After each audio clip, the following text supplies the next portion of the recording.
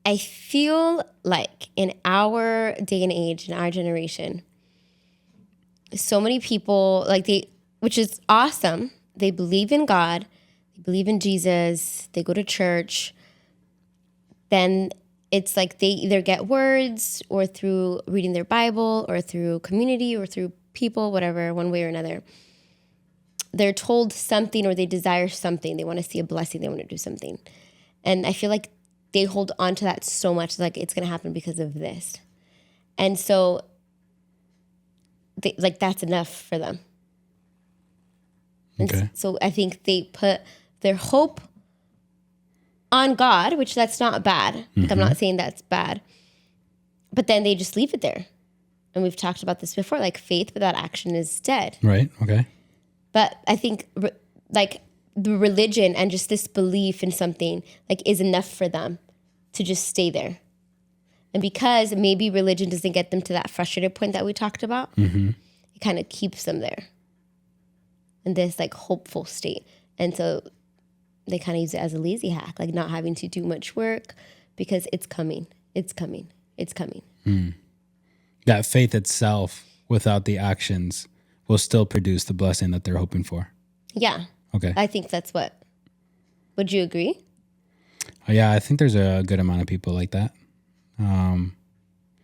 I think sometimes faith, like you said, becomes an excuse for them to not do anything, but they believe either they believe it or they're in some sort of denial where they're like, if I just say this enough, I don't have to do anything. I don't have to put in the work. I don't have to go through the hard times. I don't have to go through the challenges and the struggles.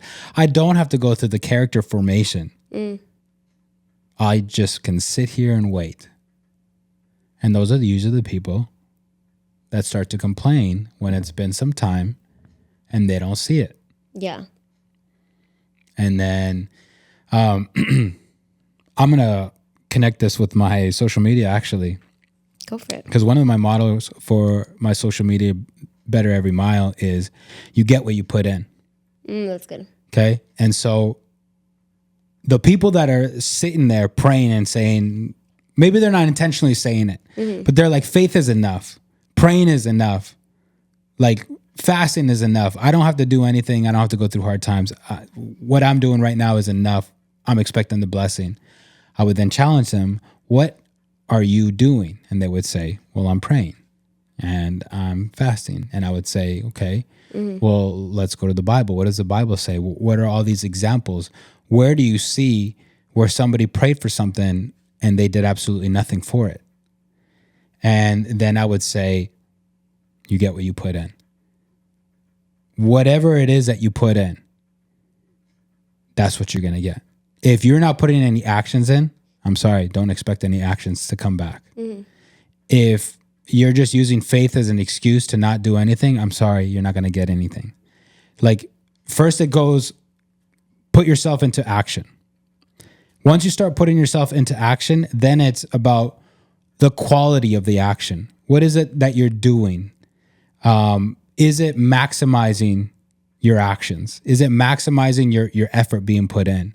So that's where I go, what is the quality of work that you're doing? Because somebody could be putting in work and it's not quality work, but they're still expecting a quality blessing. It's like, no, it doesn't work that way. Yeah. And then after that, then it's the quality. Then it's after the quality. Oh, I had this list. After the quality, then it is the quantity of what you're putting in. But long story short, you got to get your butt moving. You got to start putting your action. And I'll always say, God will never give you a blessing just for you. But many of the people that are just sitting there without any actions are waiting for a blessing just for them. And I would also check their hearts and be like, why are you really asking for this? Most of the time they're asking for things just for them. I want a house, I want a car, I want to have a good job, I want status, I want title, so on and so forth. But then that blessing is never for you. And because it's never for you, God will never just drop it on your lap. There's got to be a price to pay. There's got to be a character formation. Like, again, we talked about it last week. If your legs are not prepared to hold the blessing that God is going to give you, I'm sorry, but you got to work out those legs. And when you are ready to withstand what God is going to give you, He'll drop it on you. Yeah, I agree. And I want to clarify, because I don't want people to think that we think like God is this like tit for tat. God, right? Like I do this, He does this. If we don't do this, He won't do this, because He is gracious and more than enough. And I feel like there's been times where so many people, me included, people in the Bible, that they don't do anything and God blesses them because of who He is. And so I don't want people to think like it's like this formula, right? Like I want to see the blessings and so I have to do this.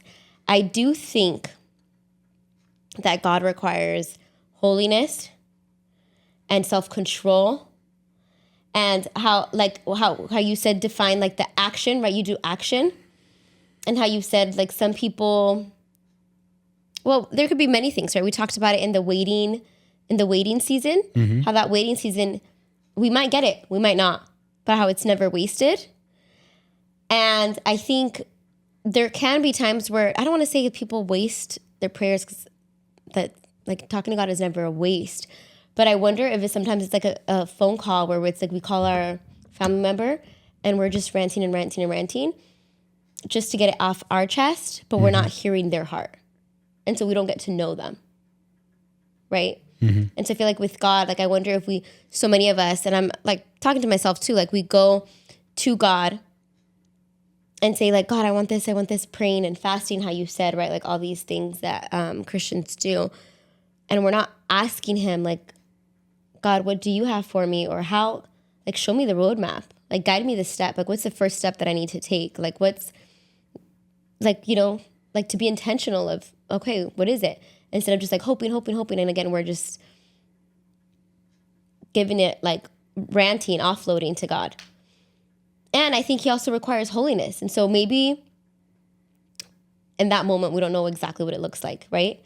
But that we're doing something. We're putting the habits of self-control. We're putting the habits, how you said, like working out the legs, so that when that blessing comes, it's like, I'm ready. So it's not like, I don't want people to think like if I hear this so often, so I'm using an example, like if I give my tithing, then He'll bless me in so much money. Like it's not necessarily, again, you do something and God will reward you. You do something, God will reward you. You do something, like modification, behavior modification. Yeah. But it's like He requires holiness. He requires self-control. And then I believe He will bless you. Does that make sense? I just want people to like see. Yeah. I get you with the whole tithing part. Yeah. Like, I remember, let me just say, certain people that went, if I pray every day, there's a blessing around the corner.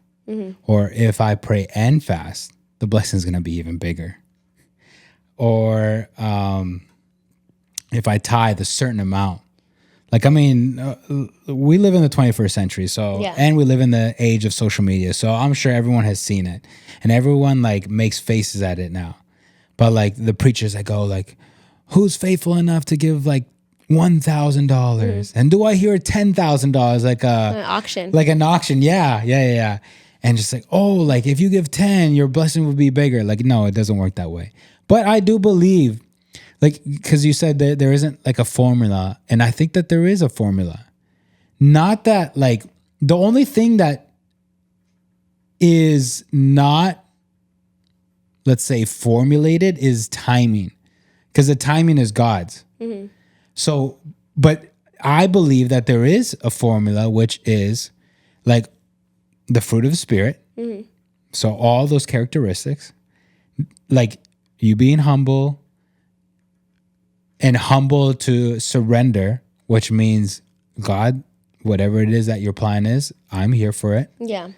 A humbleness to let God form your character. So like all these things start adding up, and these are actions. And God will put you through tests and through challenges and form your character through all this. Like, I believe all that is a formula.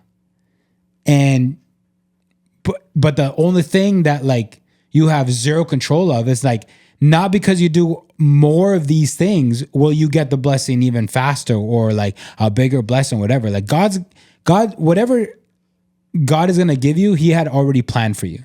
Yes. Right? I agree with that. Mm-hmm. And so basically it is the preparation of myself to be able to withstand the purpose and the blessing that God has for me already. So God, I will humble myself. I will submit myself to you. I will surrender whatever way you want me to move, whatever way you want me to speak, whatever way you want me to be generous, whatever it is, I completely surrender to you. And with that surrender, it's like for my character, for my heart, for my mind, for my thoughts, for my speaking, like all that, I believe is a formula. But like where your heart check comes in is, oh, well, David, then are you saying that if I do all these things, then $1 million is right around the corner? Mm-hmm. Not necessarily. Yeah. Just because you do this doesn't mean you're going to be the richest person on earth. Just because you do this doesn't mean that you could get whatever, like you can ask whatever it is that you want and God's just going to drop it on you. And we had talked about this, I don't know how many episodes ago, but the things that we ask for, are we aligned with God's will and his purpose? Mm-hmm. So if we're over here asking for $1 million and God's sitting there like, that was never my will or my purpose for your life. Like, what do you're not aligned. That's the way I see it, at least. I do think like there's certain parts of the formula, how you said, like surrendering, character building, like that I agree with. And I wish I was better at math to like maybe explain it a little more. Because I see it, you know how like there's like these equations that have so many letters and numbers and things like that. And so before the equal sign, like to start off with, right? It's like surrendering and then in parentheses a letter times to the power of 10. Character building to the power of thing times another letter. Yeah. So it's like we might not know the steps until we get to know God's heart or we get more in tune with the Spirit and we search into his word and he like shows us or guides us, whatever, right? There's certain things we for sure need to do, like his word says it, like we need to do. And there's other things like he's a creative God. Like someone might be told, give all your money away. You're going to see what I do. And others might be told, invest it. You're going to see what I do. Like we don't know. And that's a passage for you and God, right? Okay. He will guide you. Yeah, you're talking about the specific steps, okay? Yeah, so I'm saying like that's on that side of the formula, right? So like surrendering, for sure, like there's certain things as Christians and like just looking into our word, like this is how we need to be, this is the posture we need to take, this is what we need to practice, spiritual disciplines. But then again, there's those letters there that like God will reveal to us as we do the take surrendering and put it on this side, it'll reveal what that number, that letter is, what number that is, right? Does that make sense?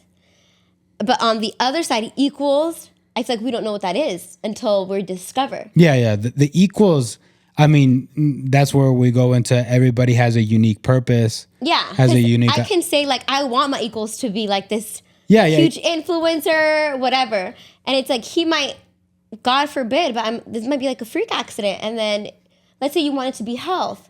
And like, I know this sounds morbid, but like, let's say you get in a freak accident, you're paralyzed and God uses your story to like glorify others and like, and your attitude. Like so I feel like when you say formula, that's what I'm thinking. Like, yeah, there's certain things we know, but we don't know what that blessing looks like. Yes. We don't know what the steps are to get there. Yes. Oh, okay. Does that make sense? I get you. I get you 100%. I think there is like a universal like equation. Equation. Yeah. Like that doesn't lay out the specific steps like you said. Like, let's say part of the universal formula is surrender. Whether you like surrender has to be a part of it. Yeah. It has to. Yeah. Surrendering is, God, you are greater than me. We all have to get to that point. For sure. God, you are greater than me. You are the King of Kings. You are Lord of Lords. You are the one who created me. You knew me in my mother's womb. Like you had a purpose for me. You had a plan for me. So surrender is universal. What that surrender looks like you said, it could be different for everybody. For you, it might be, Grace, you have to give up all your money.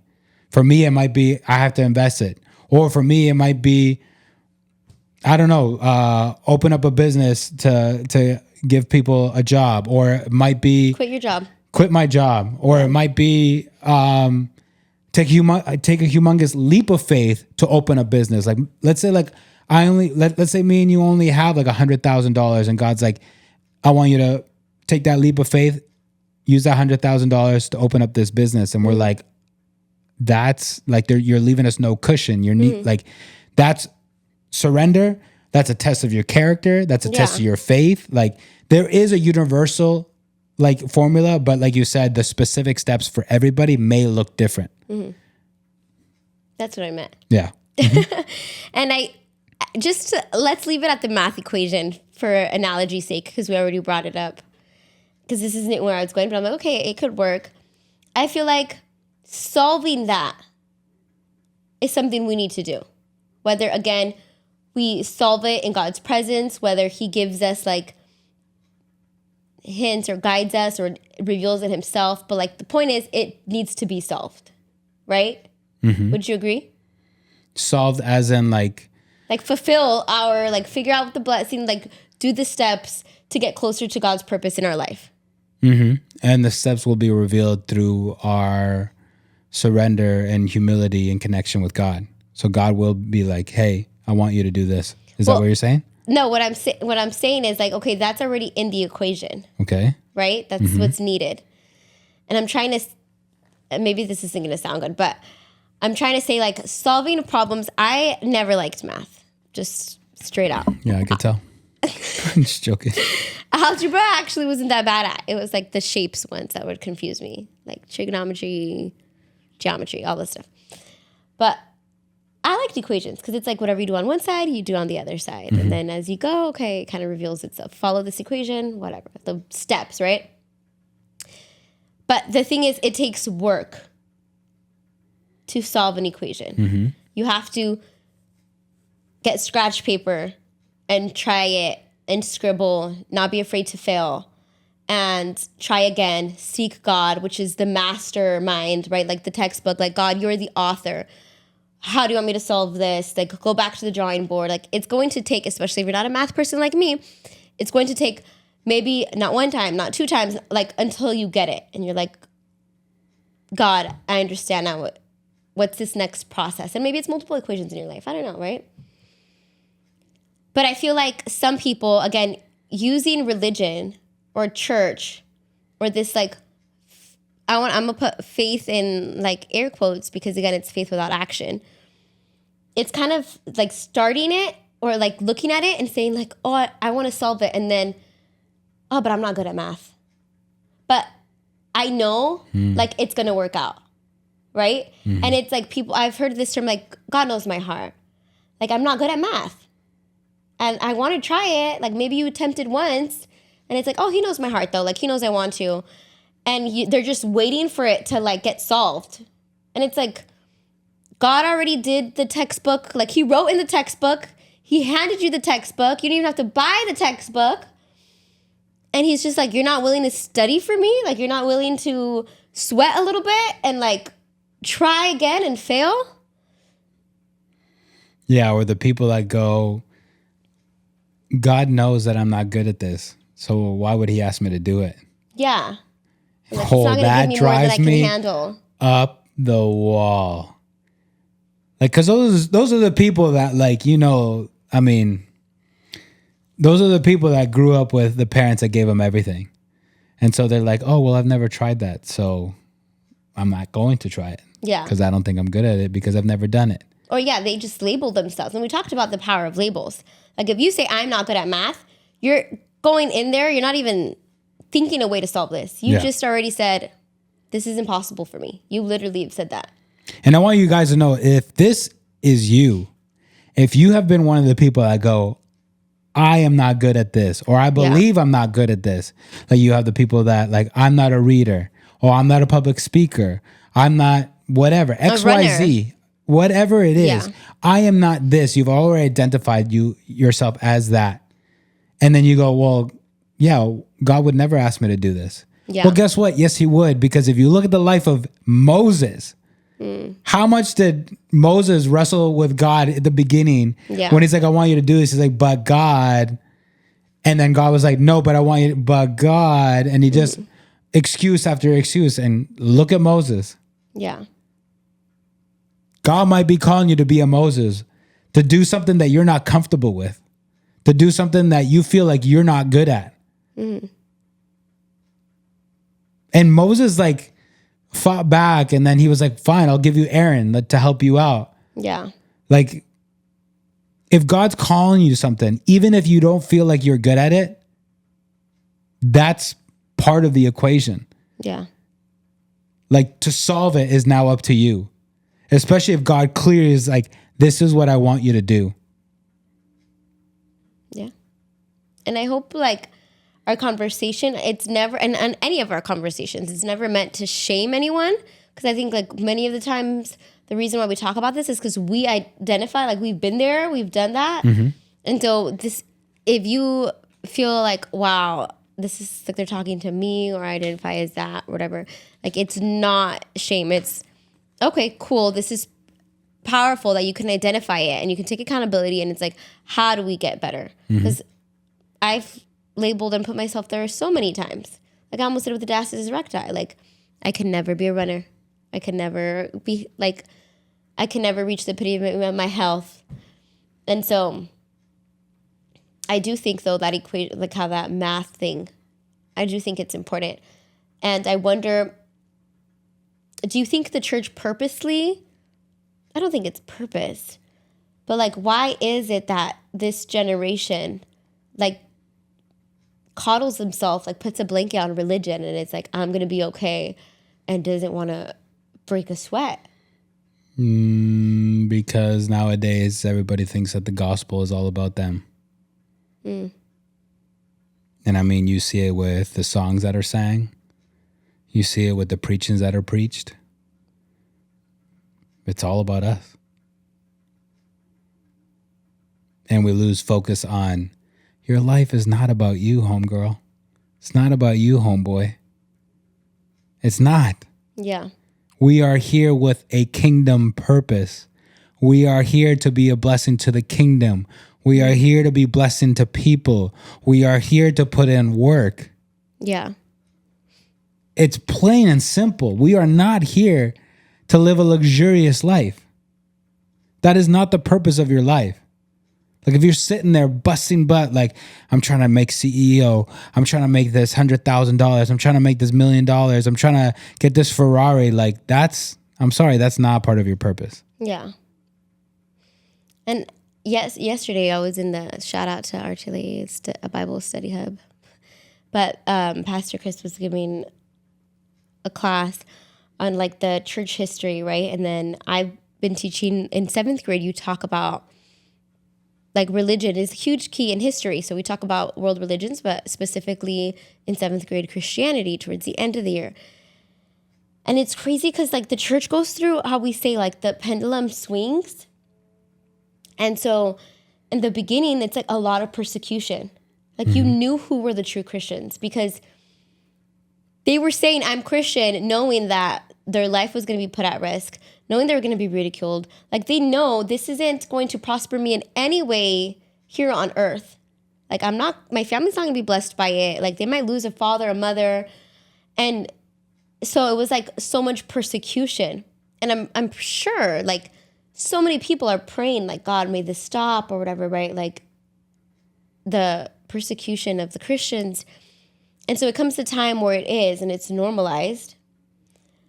And we're saying how, so there was like this emperor Constantine that kind of like shifted it. He became Christian. And so then it was seen as cool. And now it's even politicized. Like if you want something in power, you need to be Christian because the emperor is Christian and he approves it. But now you can't really tell like who's Christian or not, right? Because it's like, it's good thing. You get power, you get influence. Then it starts being corrupt. They start selling church positions because it's so wanted and all this stuff. But then you have Martin Luther who like his whole stamp and his whole Reformation was saying, what are you doing? Because they started like selling forgiveness of your sins and like you'd have to like buy it and like, right? So then it swung again where Martin Luther takes a stand and says, you cannot earn it. Like this is corruption. It's only through grace. But then I feel like it swung by where it's like God's grace is sufficient for me. And it's just like swinging when people now use grace as like, no, it's okay if I mess up. Which God's grace is so big, but his grace is there for you to grow in holiness. It's like a net where it's like you're not going to fall into the pits of hell. Like he's holding you and sustaining you, but it's like you still have to walk on that little like line rope, I'm thinking in the circus, right? Like I still have to get from this point to this point. Like I still need to get from my sinful flesh to Jesus's perfect like holiness. But his grace is a net that like, oh, I fall and he puts me back up there. Like continue your journey. It's not like, oh, you fell, like you're going to the pits of hell. And so like I wonder, like it's just like this pendulum swinging, and now we have to find that balance where it's like we need to put in the actions. And we're like, people are getting uncomfortable with that. Some people. Yeah. And I mean, you've always told me it's always part of history how the pendulum swings. Yeah. Like it's just how history works. I think it's how humans, and I think it's a little bit about like we get too comfortable, and then we notice like, oh my gosh, we messed up. But then we go on like freak mode and like quality, like control or whatever, and then out of fear, and then it goes too extreme, and then we're like, okay, this is bad now, and then again, it's just, I don't know. Yeah, I just, based on this topic and based on what we've talked about, I just truly believe that we all have to just realize that we're not here for us. Yeah. And I think if you truly know God, then you know he has a plan bigger than us. And we just have to really humble ourselves because, I mean, although sometimes it doesn't portray itself as pride, like there is pride in thinking like, well, no, God, like if I do all these things, like you should give me the good life that I'm desiring. Yeah. The Bible says you give me the desires of my heart. Like the Bible says that you'll give me what I ask for. Yeah. And it just becomes about you. And like that's where we have to constantly be checking our hearts. And if you're married, then have your husband or wife check your heart as well. Like, and again, that's I'll always rave about me and you about that. Like there's times where we stop and we're like, hey, this is what my thought process is. Like, what do you think? Like, do you think I'm being prideful? Do you think I'm being, selfish? Like, check me if you need to. And I think more people need to do that because we really just need to really focus on the bigger picture, which is God's plan. We've talked about it here before, and I'll reiterate it. Like, I think our focus should be the purpose that God has given us. And that's all about an anointing and appointment. And so if we have been anointed, if we believe that we have been anointed, then we, like you said, be putting in the work, put in the study, put in the prayer, put in the reading the Bible, put in the surrender and humility of character formation. Just go through the steps to when God appoints you. Then, like, what I'm saying is, like, surrender yourself to God's plan, and whatever it is that is called to be yours will be yours. Like, okay, for example, if you write a book and you're believing that this is a God-given book, God placed this book on your heart, he's given you the idea, and your heart purely is, this book is going to bless a lot of women or a lot of marriages or a lot of parents or whatever the purpose of the book is. Like, I'm going to write this book to help people. Then a byproduct of you helping people, of you being kingdom-minded, is the book is going to sell. And if you sell 1 million copies, well, you're going to have at least $1 million. You will now have a byproduct. The byproduct is not should never be the source of your focus. It should be never the source of why you are taking these actions. Your heart and mind should always be, I need to do what God is calling me to do. There will be byproduct blessings. But I truly don't think that the byproduct blessings or the blessings of money and whatever wealth or whatever should ever be our focus, our main focus. It should never be our main focus. Mm-hmm. But a lot of people's prayers and complaints and cries out to God is, I don't have what I have been asking for. Yeah. And I think it's like tantrums too, for sure. Like there's moments where I know like what the right, how did we say, like the right parts of that equation are, like the surrender and the killing of pride and the fruit of the spirit. Like I know right? Like there's certain things that I have to do and there's certain things that's not healthy to think, or I can't like manipulate God or whatever. Mm-hmm. But then I think we get so like a child, like so tantrum, like I don't care. Like there's a point where we know and we just like keep asking or having like a bad attitude of berrinche. And I see it as a kid, like they know their parent wants a good life for them. Like I feel like my kids know I love them and I'm going to do everything in my best to give them a good life, a better life than me. Mm-hmm. But it's like they are at the candy store and they're like, you said you're going to give me the best life, better than you. Like, I want this lollipop. And they start throwing a tantrum and it's just like, this isn't what I meant. And like, no, I don't want to give this to you. Like, it's not. But like, they just keep throwing a tantrum. Maybe they know we're not going to give in or whatever. And so they're just like, it feels good at that moment to throw a tantrum. And I feel like sometimes I do that too, where it's like, God, I know I'm not going to get it, but I just want to throw this tantrum because it feels good. And it's like, God is so loving and he's just like, okay, I see your tantrum. I'll forgive you, you know, like you had a mess up. And that's where like his grace is like, okay, what are you going to do about it now? Like once your tantrum is done, like what are you going to do about it? Like, do you know my heart, right? And it's when we come back to like, God, I know that your plans are better for me and I'm not understand. I'm sorry for this mess up, but I'm going to continue trusting in you and continuing to have that good relationship with you. But that's how I see it. Yeah, and I think with the analogy of parent and child, like the kid's throwing a tantrum over a lollipop, then the parent goes like, all right, how is this lollipop beneficial to you? Let's say like if we're being like really extreme. And maybe God sees it that way. Like kids throwing a tantrum, I want a lollipop. Parent goes like, how is this beneficial to you? Is it beneficial to your health? No, it's not. Is it beneficial to your joy? Clearly not, because you're throwing a tantrum over it.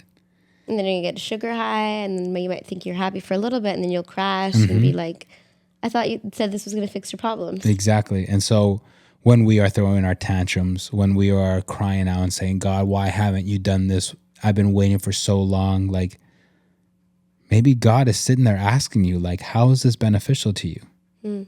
How is this part of my plan? How is this purposeful? How is this going to bless more than just you? Yeah. And if you ask those questions and you come to the realization, oh, this is just about me, then you need to check your heart and know, hey, maybe I'm not as aligned as I thought I was with God. Yeah. And yeah, like going back to the whole like using religion and God as like a reason to be lazy, like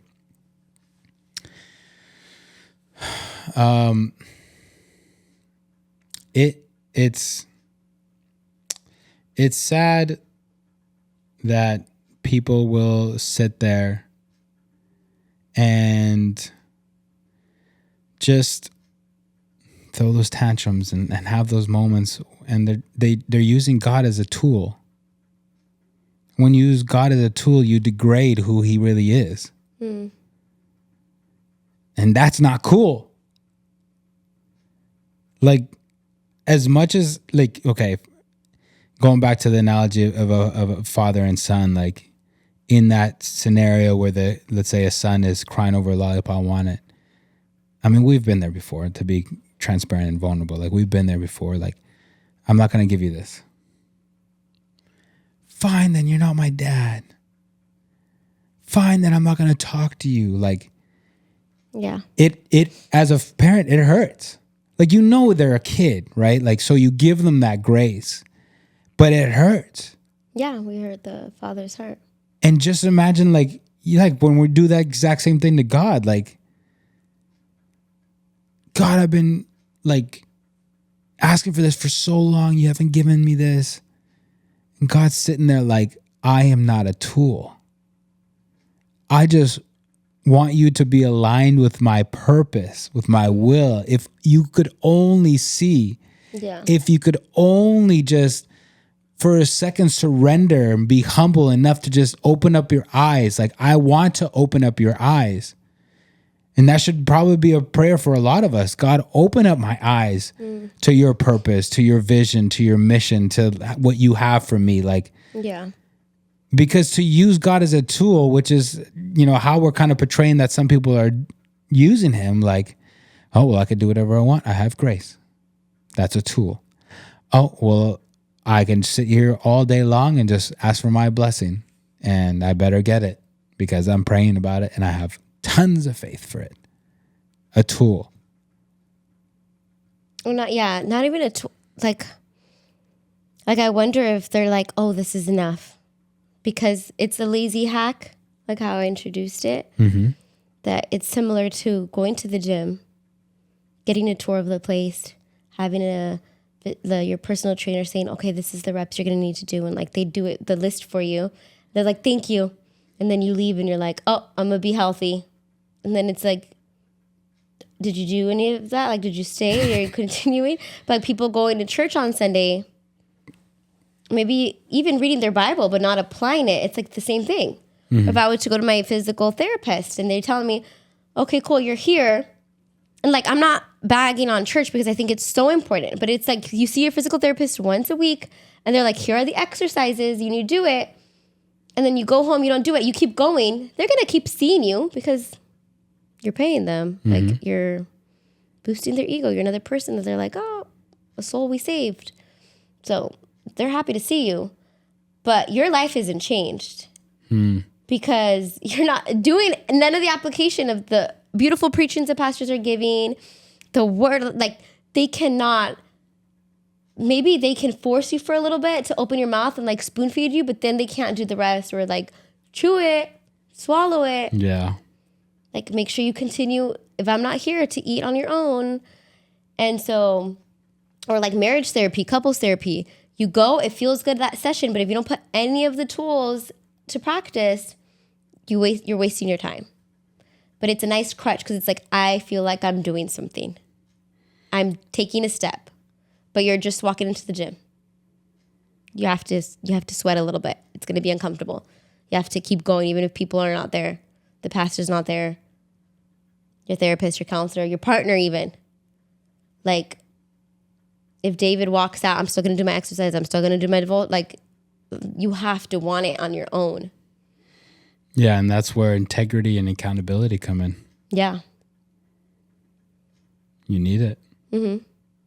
And so I just want to ask you guys because I feel like I've been using religion, or like God gave me a word and a promise. And sometimes I use it as a crutch and like, that's enough. Like, I feel like and that song, like, Miracle Worker, like, even when I don't see it, he's working. I love that song. Like, don't get me wrong.